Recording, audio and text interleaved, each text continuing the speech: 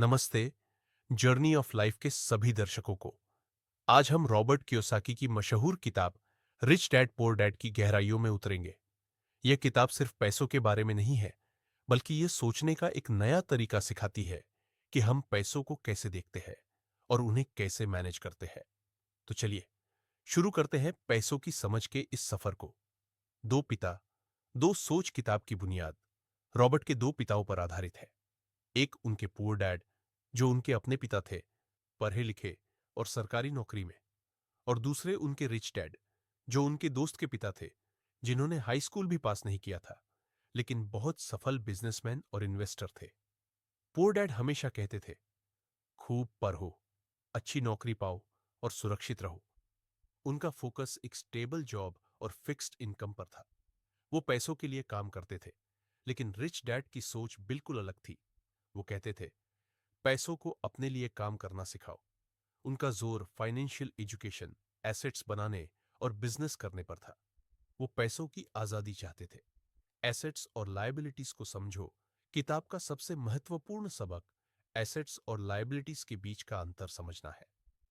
Asset, asset वो चीज है जो आपकी जेब में पैसा डालती है, जैसे किराए पर दी हुई प्रॉपर्टी, स्टॉक्स या कोई ऐसा बिजनेस जो आपको प्रॉफिट दे रहा है। लायबिलिटी, लायबिलिटी वह चीज है जो आपकी जेब से पैसा निकलवाती है, जैसे एक घर जिसमें आप खुद रहते हैं क्योंकि ईएमआई, टैक्स, मेंटेनेंस इसमें लगता है, कार लोन, क्रेडिट कार्ड का कर्ज। पुअर डैड की सोच में घर एक एसेट था, लेकिन रिच डैड कहते थे कि जब तक वह आपको इनकम न दे, वह लायबिलिटी है। रिच लोग एसेट्स खरीदते हैं और गरीब लोग लायबिलिटीज खरीदते हैं, जबकि उन्हें लगता है कि वो एसेट्स है। फाइनेंशियल एजुकेशन की अहमियत स्कूल में हमें पढ़ना लिखना सिखाया जाता है, लेकिन पैसों का मैनेजमेंट नहीं।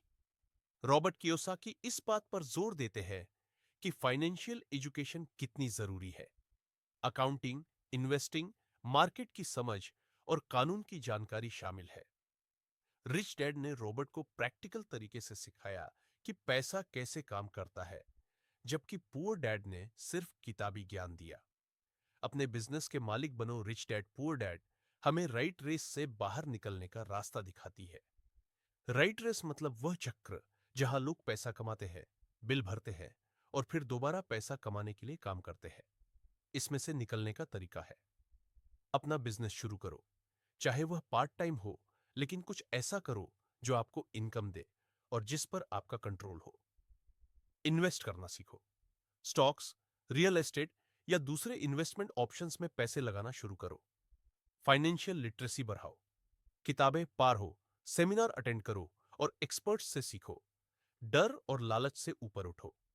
कियोसाकी बताते हैं कि लोग फाइनेंशियल डिसीजन अक्सर डर, पैसे खो देने का डर, या लालच, जल्दी अमीर बनने का लालच में लेते हैं।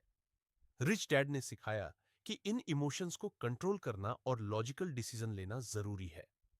रिस्क लेना ठीक है, लेकिन कैलकुलेटेड रिस्क।